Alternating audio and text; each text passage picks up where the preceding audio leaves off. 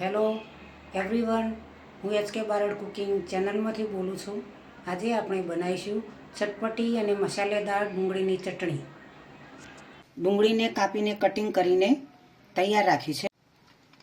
ગોળનું પાણી છે. ધાણા, જીરું, વરિયાળી, મેથી, મરી અને લવિંગ આનો ક્રશ કરીને મસાલો બનાવવાનો છે. શેકી દેવાનો છે. શિંગદાણા પણ એડ કર્યા. આ રીતે શેકીને તમે મસાલો બનાવશો તો ખૂબ જ સરસ એવો સ્વાદ આવશે.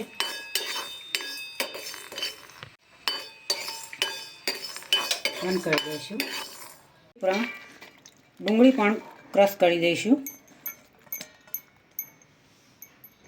રાઈ એડ કરીશું. જીરું એડ કરીશું. 2 ચમચી તેલ એડ કરીશું.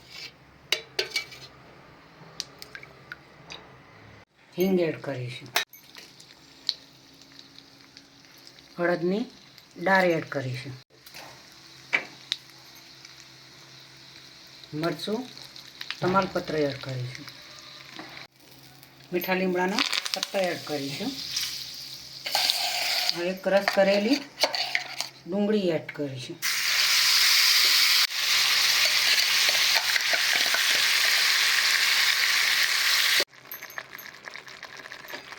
હવે આ રીતે થોડી શેકાવા દઈશું.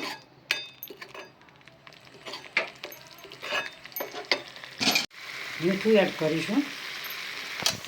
ધાણા જીરું પાવડર, લાલ મરચું, હળદર,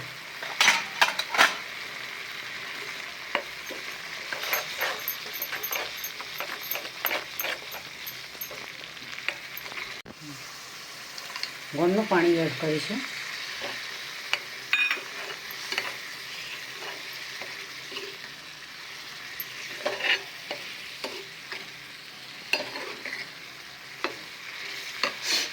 કરેલો મસાલો એડ કરીશું.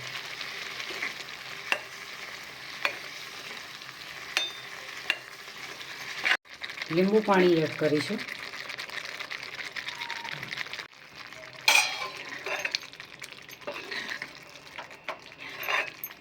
સરસ એવી ટેસ્ટી અને સ્વાદિષ્ટ ચટણી બનાવી છે.